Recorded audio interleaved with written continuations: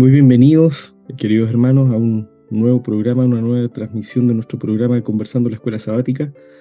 En esta oportunidad, la lección número 8 para el día 19 de agosto del presente año 2023, con el título Vidas moldeadas por Cristo y palabras inspiradas por el Espíritu.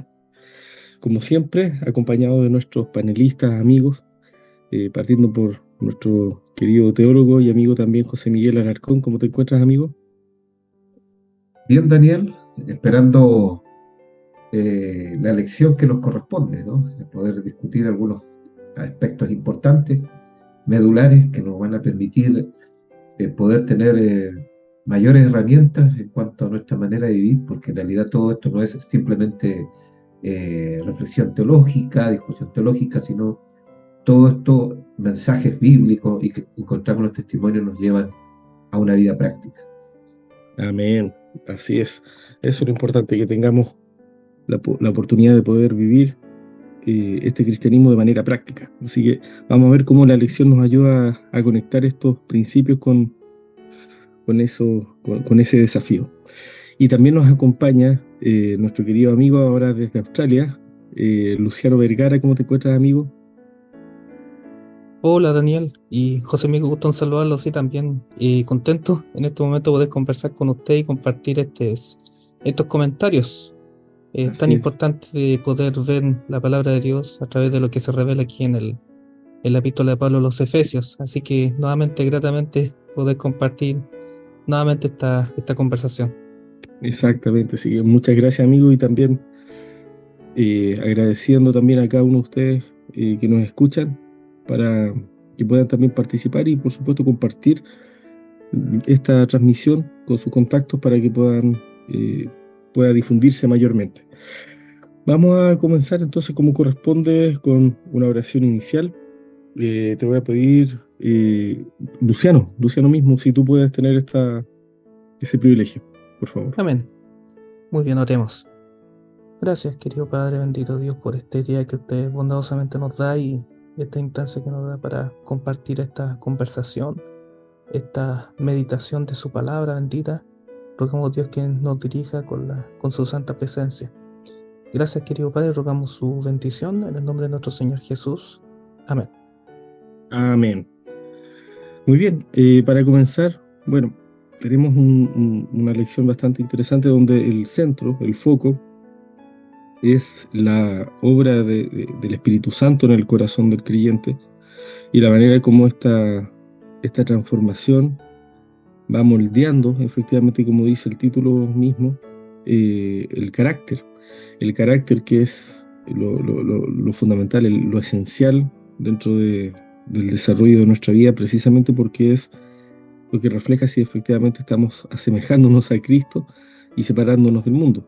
Cuando nosotros miramos la epístola a los Efesios y ahora adentrándonos ya en el capítulo 4, eh, fundamentalmente desde los versículos 17 en adelante, notamos una serie de conceptos que se van reforzando, que ya hemos visto anunciados en capítulos anteriores, pero ahora con una serie de elementos especiales porque ya nos van mostrando algunos detalles que anteriormente no habíamos alcanzado a percibir. Me gustaría que desarrolláramos, y voy a partir con José Miguel, un concepto que permanentemente ha estado presente en el mundo cristiano, que tiene que ver con el efecto, la consecuencia que el pecado ha traído a nuestro mundo y de qué manera, digamos, nos afecta. Porque en general se enseña dentro del cristianismo que el pecado tiene un poder permanente sobre los seres humanos en nuestra condición caída. Incluso algunos, y mayoritariamente, se promueve la idea de que nacemos esclavos incluso del pecado y que el poder del pecado permanece incluso sobre nosotros aún después de haber aceptado a Cristo. Entonces hay conceptos que entendemos que están relacionados a este tema del pecado, conceptos jurídicos, conceptos que van más también allá de lo jurídico. Se habla de la condena del pecado, del poder del pecado, la presencia del pecado. Eh, la pregunta, José Miguel, ¿cómo se entienden cada uno de estos elementos y sobre qué puede el creyente tener esperanza de tener poder? ¿Podemos tener poder sobre el poder? ¿Podemos librarnos del poder del pecado y a partir de qué momento? Bueno, son preguntas ahí que dejo planteadas para que las pueda desarrollar. José Miguel. Sin duda, lo que tú planteas, Daniel, es un tema importantísimo, ¿no? Dentro de nuestra comprensión y nuestra vida espiritual. La relación del pecado en esas tres, bueno, en realidad dentro del protestantismo y también se ha incorporado dentro de la teología adventista en los últimos años, se habla de tres instancias donde obviamente se desarrolla el tema de la salvación, ¿no? Se habla de la justificación como una instancia, la santificación como otra, y después viene la glorificación con relación a la segunda venida de Cristo. Pero esos aspectos a veces vienen de afuera, ¿no? A veces los colocamos como elementos que determinan nuestra comprensión de lo que es la justificación, de lo que es la santificación, de lo que es nuestra vida espiritual, y obviamente la relación que tiene con el pecado, de acuerdo a lo que tú estás planteando. Pero es importante señalar que el pecado, digamos, no tiene tres instancias distintas con respecto a nuestras posibilidades humanas. No es que con la justificación nos liberamos plenamente de la condenación y después, digamos, con la santificación del poder y recién en la glorificación vamos a ser liberados de la presencia del pecado. Estoy hablando de nuestras vidas. Ahora, cuando hablamos de la presencia como una entidad aparte, ahí entra el tema, ¿no? Es lo que tú estás hablando, ¿no? Como algo propio de la naturaleza del hombre, como una entidad, digamos, que está más allá de los alcances resolutivos o de la voluntad humana. Ahí entramos, digamos, en serios problemas, porque eso obviamente nos lleva a contradicciones mismas, ¿no? No nos podemos dejar de pecar si el pecado obviamente sigue presente, ¿no? Si la presencia está. Entonces, algunos obviamente con un lenguaje no práctico, sino con un lenguaje intelectualista, forense, como tú lo señalabas, que es muy, no, estoy hablando jurídico, ¿no? Cuando hablamos forense hablamos simplemente como algo declarativo, coloca la posibilidad del pecado, digamos, como liberarnos solamente a través de la santificación, que es un tema que se va a desarrollar después, lograr liberar nuevamente del poder, pero no de la presencia. Pero existe bíblicamente esa idea. Bueno, voy a dejar algunos textos, compartir con ustedes, donde obviamente tanto la condenación como el poder y la presencia están conectados, no son instancias, si usamos la temporalidad distinta, ¿no? Como momentos distintos dentro de nuestros tiempos, y tirar obviamente la presencia, desconectarla del poder. En realidad bíblicamente no encontramos eso. Veamos Romanos capítulo 6, y creo que es bien iluminador algunos textos, ¿no? que son importantes. Ustedes pueden leerlo, nuestros hermanos que nos siguen, y hermanas, leerlo ya con más detalle y se van a dar cuenta que hay una conexión entre lo que es, bueno, somos liberados en los capítulos anteriores habla de que a través de la justificación, el perdón, porque la justificación y el perdón es una sola cosa, tal como lo dicen los testimonios, tenemos acceso entonces a ser liberados de la condenación. La condenación, porque la paga del pecado, como dice Pablo en el mismo capítulo 6, versículo 23, es la muerte, o es muerte, simplemente. Entonces, a través, digamos, del perdón, somos justificados, obviamente, somos perdonados y nos libera esa condenación. Pero después viene la otra etapa que dice acá, ¿no? Romanos capítulo 6, ¿qué pues diremos? Versículo 1 en adelante, perseveraremos en el pecado para que la gracia abunde. En ninguna manera, porque lo que hemos muerto al pecado, ¿cómo viviremos aún en él? ¿O no sabéis que todos los que hemos sido bautizados en Cristo Jesús, hemos sido bautizados en su muerte? Porque somos sepultados juntamente con él para muerte por el bautismo, a fin de que como Cristo resucitó de los muertos por la gloria del Padre, así también nosotros andemos en vida nueva. Después más abajo dice, sabiendo esto, que nuestro viejo hombre fue crucificado juntamente con él para que el cuerpo del pecado sea destruido, a fin que no sirvamos más al pecado, porque el que ha muerto ha sido justificado. Eso en el 6 y 7, ¿no? Más abajo, en versículo 11 dice, así también vosotros consideraos muertos al pecado, pero vivos para Dios en Cristo Jesús, Señor nuestro. No reine pues el pecado en vuestro cuerpo mortal, de modo que lo obedezcáis en sus concupiscencias, ni tampoco presentéis vuestros miembros al pecado como instrumentos de iniquidad, sino presentaos vosotros mismos a Dios como vivos de entre los muertos, y vuestros miembros a Dios como instrumento de justicia. Porque el pecado no se enseñoreará de vosotros, pues no estáis bajo la ley, sino bajo la gracia. ¿Qué pues? ¿Pecaremos porque no estamos bajo la ley, sino bajo la gracia? En ninguna manera. Y el versículo 17 dice, pero gracias a Dios, aunque erais esclavos, erais, también lo dice Efesios, erais, no está hablando, digamos, algo pretérito, un pasado, esclavo del pecado, habéis obedecido de corazón aquella forma de doctrina al cual fuisteis entregados. Acá, si uno ve en el capítulo 6 de Romanos, Pablo obviamente no está haciendo una distinción entre el poder y la presencia. Obviamente, lo importante es que obviamente no esté presente, hay que matar el pecado, el que nace de nuevo con Cristo, y si usamos el lenguaje acá de Efesios, ¿no? El que se viste con las nuevas vestiduras de Cristo, el pecado ya obviamente no solamente no debe tener poder, sino la presencia. Y obviamente el poder tiene que ver con la presencia, no se pueden desconectar, no son dos cosas distintas. Por lo tanto, obviamente esa idea de que recién en la glorificación, ¿no? Cuando Cristo glorifique este cuerpo corruptible en incorruptible, recién va a ocurrir ese aspecto, eso es errado, ¿no? Lo que obviamente va a desaparecer va a ser nuestra naturaleza caída, que es distinto, ¿no? Porque ahora tenemos carne de pecado, pero carne de pecado no es sinónimo de presencia del pecado. Obviamente es que estamos bajo condiciones, digamos, donde podemos ser tentados y podemos caer. En ese sentido está hablando, pero no estamos obligados a pecar. Claramente, obviamente, el apóstol Pablo acá dice que hay que dar muerte al pecado, y a dar muerte obviamente ya no está, no hay presencia del pecado bajo ningún punto de vista, y por lo tanto su poder desaparece de nuestra vida. Como dice, no se enseñorea. Enseñorea tiene que ver con el poder, y muerte tiene que ver con la presencia, ¿no?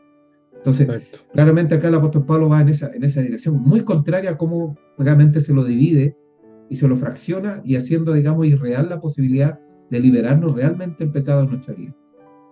Amén.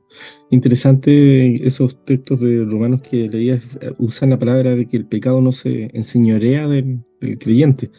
Y es una oportunidad y una invitación que también recordaremos, Dios le hizo a mismo Caín, antes de que cometiera este pecado terrible de asesinar a su hermano. Cuando uno mira Génesis 4, los versículos 6 al 7, Jehová dice a Caín, ¿por qué te has enseñado y por qué ha decaído tu semblante? Si bien hicieres, no serás enaltecido, y si no hicieres bien, el pecado está a la puerta.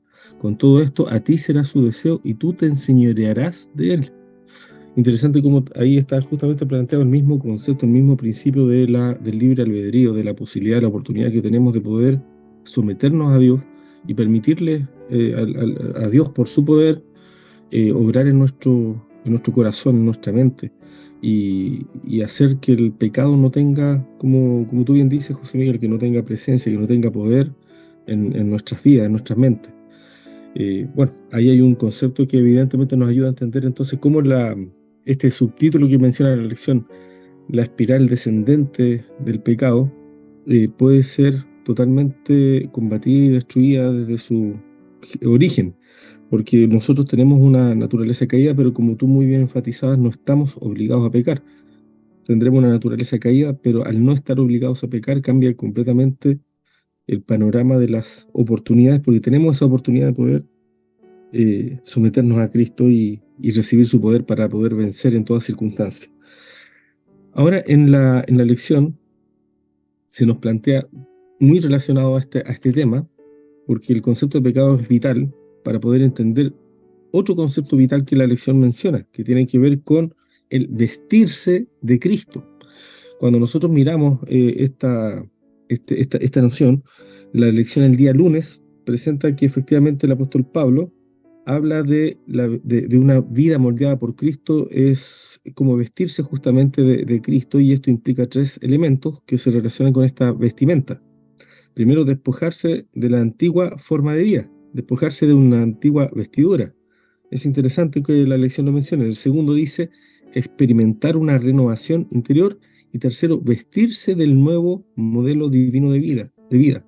Ahora, la pregunta, y me gustaría que aquí Luciano pudiera desarrollar un poquito más. Cuando hablamos de esta vestimenta, vestirse de un nuevo modelo de vida, en el fondo está hablando de vestirse de Cristo. ¿Cuándo y cómo somos vestidos de la justicia de Cristo? Y cómo se relacionaría esto con estas vestiduras también que se le ofrece a la iglesia de la Odisea, ¿cierto?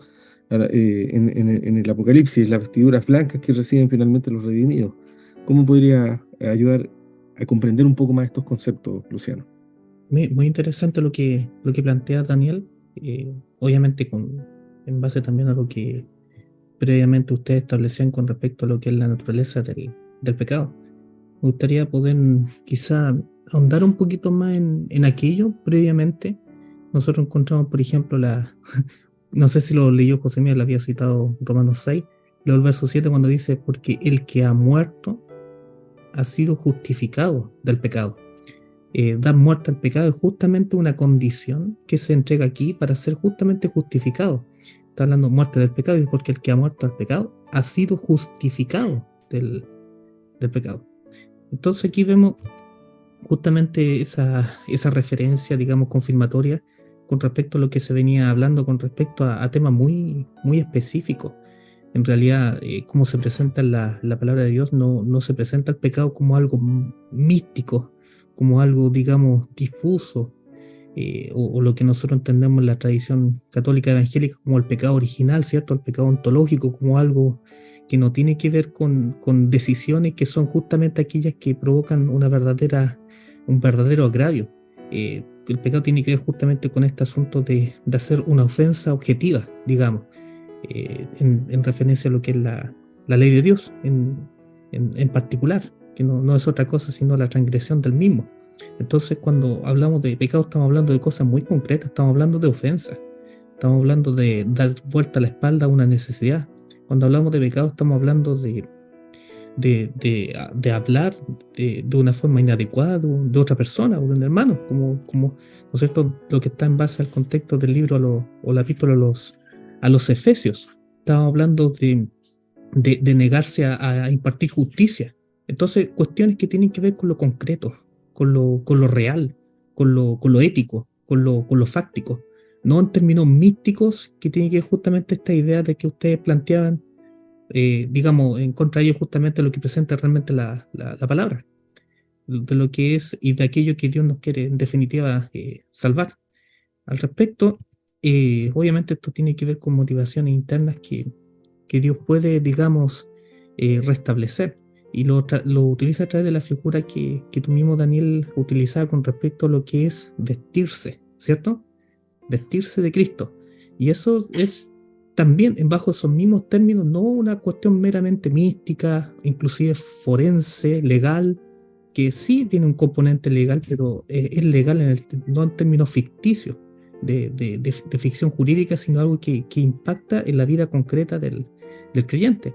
Al respecto hay una cita muy buena que encuentro que sucintamente expresa esta idea que tiene el apóstol Pablo, ¿cierto?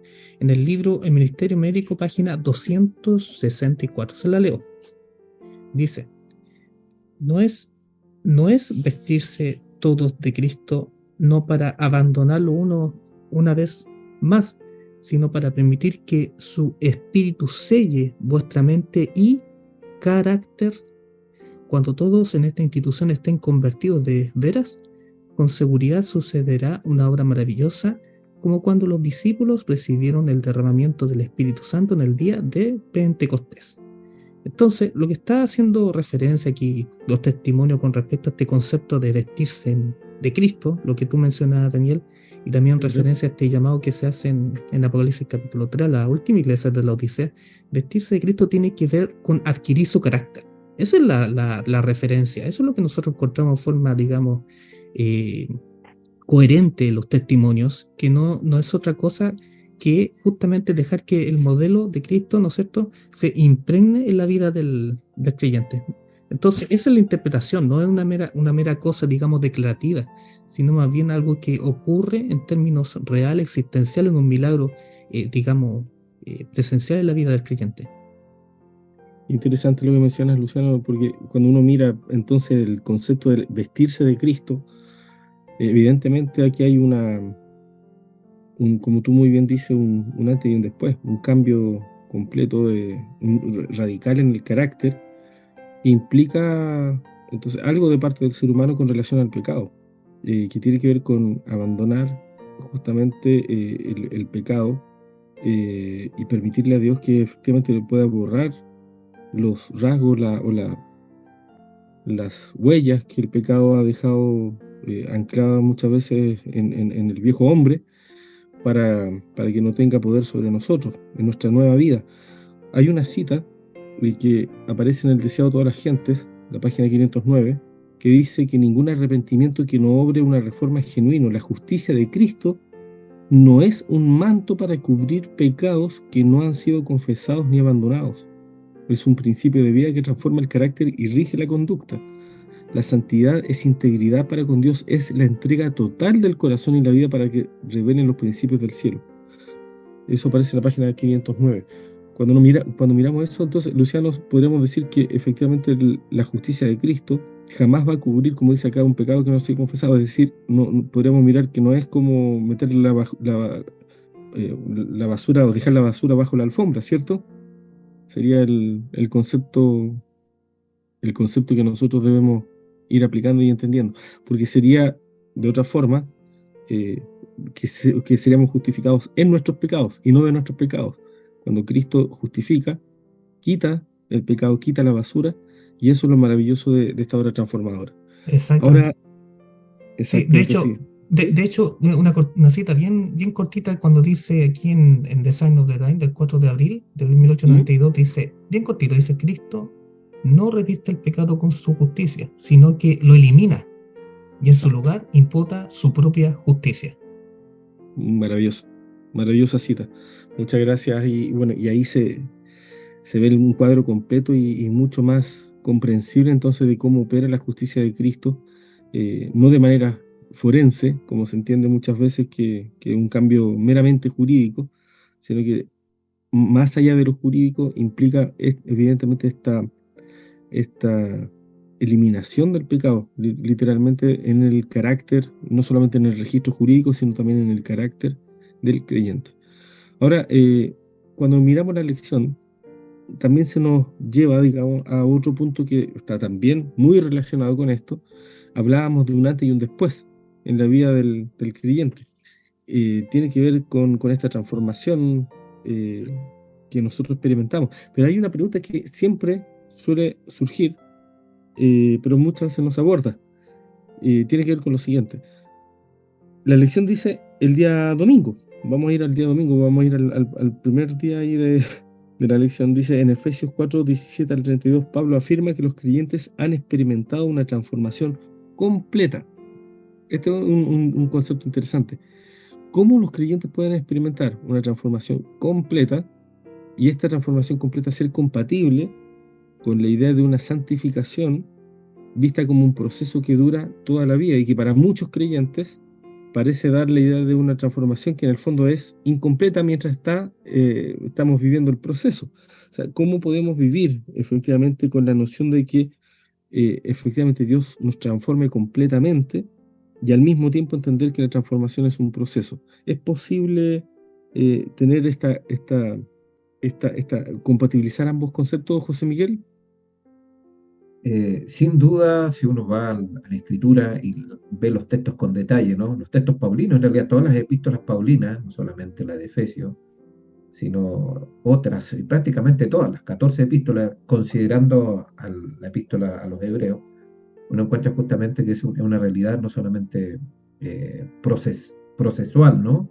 Sino Claro. algo digamos, también como algo específico. Hay algunas citas que son importantes, ¿no? De los testimonios del Espíritu de Profecía, que son muy clarificadoras, iluminadoras respecto a lo que voy a compartir, porque nos van a dar una idea correcta de cómo entender justamente este tema de la santificación. En el Conflicto de los Siglos dice en la página 462, sin la ley los hombres no pueden formarse un justo concepto de la pureza y santidad de Dios, ni de su propia culpabilidad e impureza.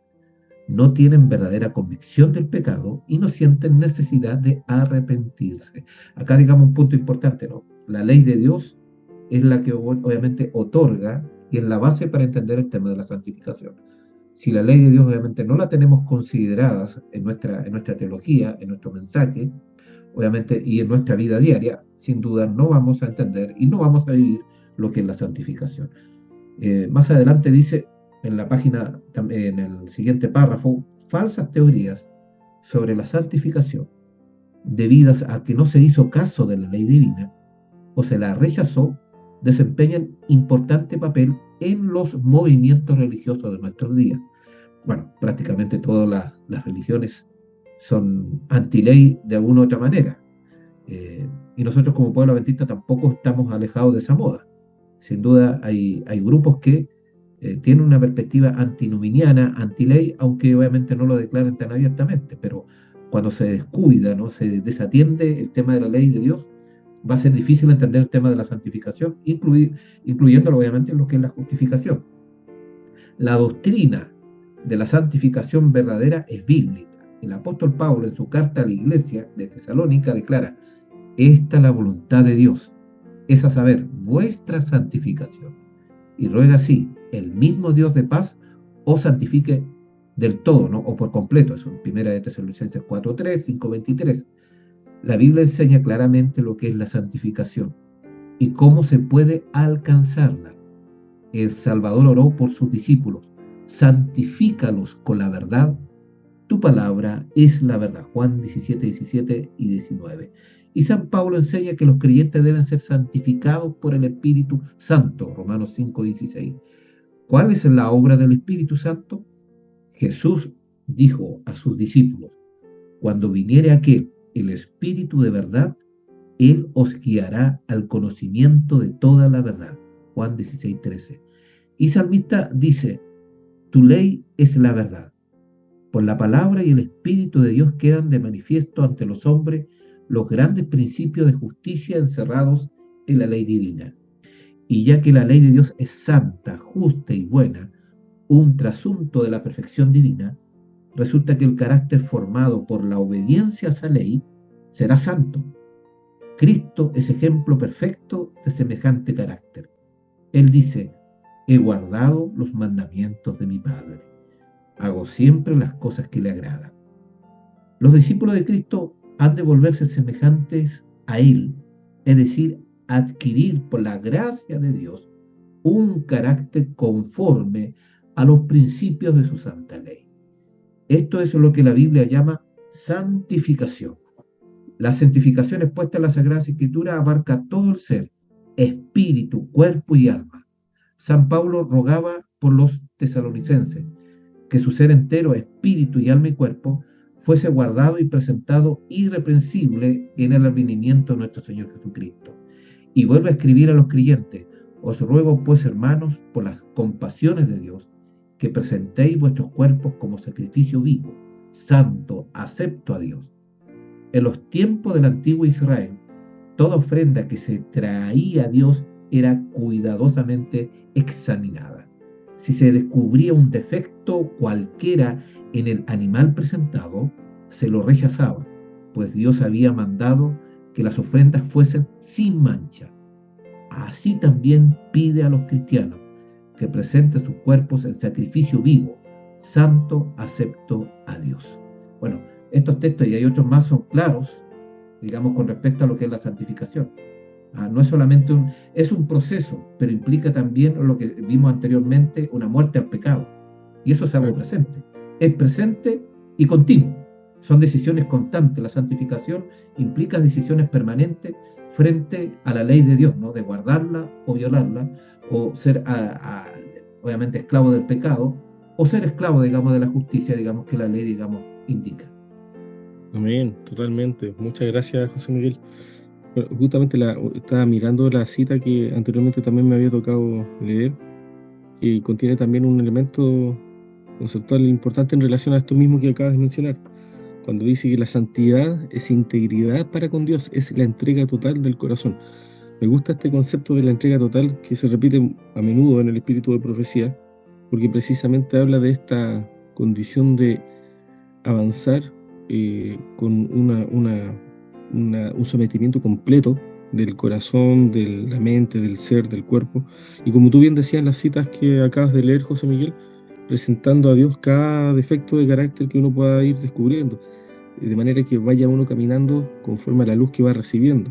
Si estamos entregando el corazón a cada paso, a cada instante de nuestras vidas, aun cuando la santificación es un proceso, a cada paso podemos ser completamente santos, a pesar de que estemos creciendo cada día en ese proceso. Y estos son los conceptos que muchas veces son difíciles de poder entender, porque muchas veces a los cristianos de hoy en día se les enseña que no necesitan ser completamente santos, sino que van siendo santos de a poquito, en la medida que se van entregando de a poquito. Pero acá vemos que claramente que las citas bíblicas y del espíritu de profecía van en otra dirección.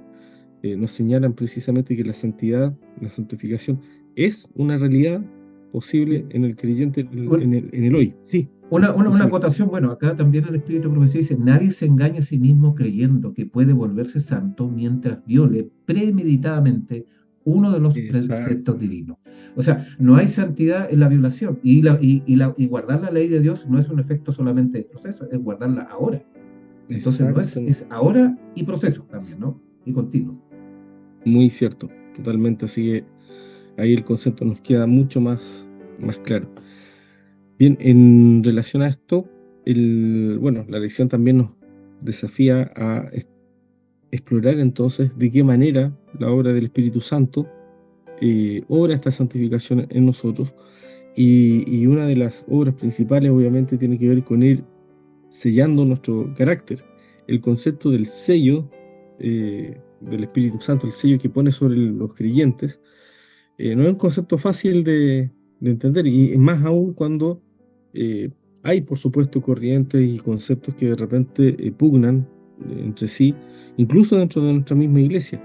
El folleto presenta un concepto que sería bastante bueno poder discutir, y acá hablamos de discutir en términos obviamente sanos, porque obviamente hay nociones que de repente pueden inducir a errores en términos de nuestra comprensión de aspectos esenciales. El día miércoles se nos presenta algo que podría ser peligroso si lo entendemos, lo asumimos de una manera equivocada.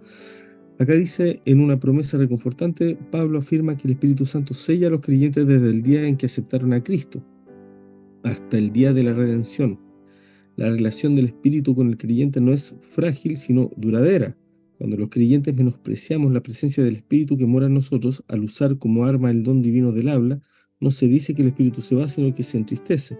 El Espíritu tiene la intención de permanecer en los creyentes, marcándolos como propiedad divina y como protegidos de Dios hasta la venida de Cristo.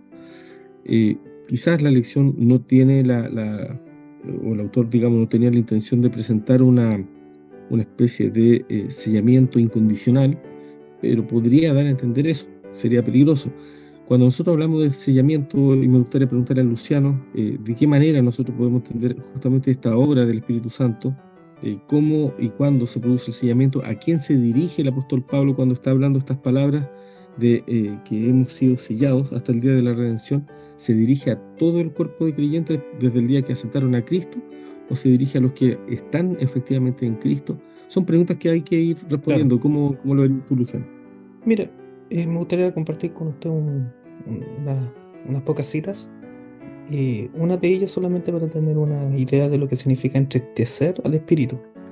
Ya que en contexto de lo que es, en contexto de las que son las reuniones, digamos así, que en donde se estudia la palabra de Dios, en el libro Mensaje para los jóvenes, en la página 274 dice lo siguiente: cuando Dios es honrado, digamos, cuando alguien lo busca constantemente a través del estudio de la palabra, dice, Dios es honrado, y los que tienen parte en estas reuniones son refrigerados y fortalecidos cuando el Espíritu Santo es considerado un huésped bienvenido a tales encuentros. Y cuando no se dice o hace nada, o no se hace nada para que lo haga retirarse entristecido. Entonces, bueno, aquí está diciendo con respecto a que cuando existe la intención, digamos, de buscar constantemente de él a través del estudio de la palabra, él no se retira entristecido. utilizando, ¿cierto?, la cuña de que utiliza Pablo aquí en Efesios, de no hacer entristecerlo. El Espíritu Santo se entristece porque tiene que retirarse precisamente. Digo, en ese sentido lo utiliza este concepto de entristecer al Espíritu, que es retirarse. Entonces, en contraposición a lo que dice en forma explícita el autor del folleto, que encontramos una cita inspirada, que existe esa equivalencia de por qué el Espíritu Santo se entristece, y se entristece porque tiene que retirarse, por lo cual no tendría, digamos así, sentido. Pero yendo un poquito más profundo, entonces uno podría hacerse ciertas preguntas un poquito más duras al respecto. ¿Uno podría eventualmente seguir siendo sellado mientras vive en desobediencia? Eso implicaría el hecho de pensar que simplemente se entristece netamente en términos emocionales o en términos sentimentalistas, cuando en realidad no tiene un verdadero impacto en la persona que lo está rechazando. Porque insinuar que uno podría eventualmente rechazar los llamados del Espíritu y sin embargo Él sigue sellando para salvación, estamos diciendo que existe una salvación incondicional, honestamente hablando, toda vez que nosotros encontramos las mismas palabras de Cristo, ¿cierto? Cuando dice, no todo aquel que me dice Señor, Señor entrará en el reino de los cielos, sino el que hace la voluntad de mi Padre, ¿cierto? Que está en los cielos, que es el que hace la voluntad. Al respecto, Exacto. encontramos otra cita que está en Mensaje Selecto cuando dice, Dios requiere la entrega completa del corazón antes de que pueda efectuarse la justificación. Y aquí viene, y a fin de que el hombre, que dice, retenga la justificación, debe haber una obediencia continua mediante una fe activa y viviente que obre por el amor y purifique el alma. Entonces está diciendo claramente que tiene que haber obviamente una obediencia continua para retener el precioso don gratuito, ¿no es cierto?, de la justificación. Entonces está dado a condición de. Es bastante claro al respecto. Y con respecto al sello, para ir más directamente, voy a volver a leer una cita que la habíamos leído en otra oportunidad también del Ministerio Médico, que dice así: no os vestiréis todos de Cristo, no para abandonarlo una vez más, sino para permitir que su espíritu selle vuestra mente y carácter. Cuando todos en esta institución estén convertidos de veras, con seguridad sucederá una obra maravillosa, como cuando los discípulos recibieron el derramamiento del Espíritu Santo en el día del Pentecostés. Entonces, cuando dice el Espíritu sella, tiene que ver con algo que ocurre en el carácter. O sea, hay una correlación entre el Exacto. contenido del carácter y el sello del Espíritu. O sea, justamente que el Espíritu Santo intervenga en la persona para que sea sellada para salvación tiene que ver con la impronta de su imagen que se impregna en la vida que le recibió. Con lo cual sería incoherente pensar que existe un rechazamiento, ¿cierto? Un rechazamiento al llamado del Espíritu, cuando justamente ese llamado tiene que ver justamente con su obra, digamos, de preservar para salvación. Entonces se está anulando el mismo acto que el Espíritu está haciendo para lograr la salvación de la persona, que esto obviamente es el mérito y el poder que viene de lo alto, no es de lo Así que es. a partir de uno puede hacer, pero eso se ejecuta, se perfecciona, se materializa y se permanece en la medida que está haciendo efectivo la obra del Espíritu en aquel que lo está recibiendo. Por lo cual no podríamos apelar justamente a que existe tal cosa como que pudimos eventualmente haber sido sellados hace 5, 10, 15, 20 años. Hoy día podríamos estar eventualmente rechazando los llamados del Espíritu. Y cuando estamos hablando de eso, estamos hablando en realidad de resistirse a abandonar cosas que están mal ante Él. Y sin embargo, pretender que seguimos siendo salvos, eso es un pecado tú acuérdame, sería de presunción, ¿cierto? Sí, justamente. Sería presuntuoso pensar que yo podría eventualmente estar rechazando los llamados del Espíritu y sin embargo pensar que estoy siendo salvo. Eso sería justamente una presunción que obviamente está bien diseminado en la palabra y en los testimonios, que Dios no opera de esa manera. Amén. Es verdad. Y eso se relaciona con este otro concepto que también menciona el apóstol Pablo en Efesios del endurecimiento del corazón. Porque a medida que obviamente vamos rechazando esta influencia del Espíritu Santo para poder corregir nuestros defectos de carácter a tiempo, nuestro corazón, nuestra mente se va insensibilizando a la voz del Espíritu Santo. Y ahí es efectivamente donde se va materializando un estatus, una condición en nuestro corazón que corresponde justamente con un sellamiento, pero ya un sellamiento negativo. No es sellado en el Espíritu Santo, sino un sellado para la perdición. Bueno, la lección habla también, por supuesto, de eso, y hay una cita con la que me gustaría ir concluyendo que tiene que ver un poco con esta realidad dramática en la vida de muchos creyentes que, teniendo la oportunidad, como la tenemos todos hoy, de poder enfrentar las luchas, uniéndonos al poder divino, permitiéndonos que el Espíritu Santo nos convenza de pecado y que podamos efectivamente ser contritos, ¿no es cierto?, en Él. Muchos rechazan lamentablemente esta invitación. Hay una declaración que la hermana White tiene respecto de un hermano de iglesia en su época, en su tiempo, de quien vio como el Espíritu Santo se iba alejando. Y dice lo siguiente, respecto de este tipo de personas, dice: a pesar de que viven en el tiempo del mensaje más solemne que alguna vez se haya llevado a los mortales, presentando la ley de Dios como una prueba del carácter de los seres humanos y como el sello del Dios vivo, y proclaman este mensaje, transgreden sus santos preceptos. Las conciencias de los que hacen esto están cauterizadas, dice, y terriblemente endurecidas. Se han resistido a las influencias del Espíritu de Dios a tal punto que usan la verdad sagrada como un manto para esconder la deformidad de sus almas corruptas. Qué triste, digamos. Esto aparece en Testimonio para la Iglesia, el tomo 2, página 416. Cuando uno mira este tipo de amonestación y preocupación, obviamente uno se horroriza por lo que puede ser la realidad de muchos cristianos en nuestro propio medio. Todos nosotros tenemos nuestras luchas a diario. Ninguno está exento de estas luchas mientras estemos en este mundo, pero Dios nos ha ofrecido y nos ha prometido su total ayuda. Yo creo que ahí es donde tenemos una oportunidad de poder ver de qué Daniel, manera. Sí, Luciano. sí, disculpa, mientras tú hablas, tiene mucho sentido lo que tú dices, y más con respecto a lo que es la obra misma del Espíritu Santo y cómo la misma palabra de Dios hace advertencias súper duras al respecto. Exacto. Tú recordarás cuando Cristo dice: todo pecado será perdonado, pero el que blasfeme contra el Espíritu Santo, ese pecado no será, digamos, ¿cómo se llama?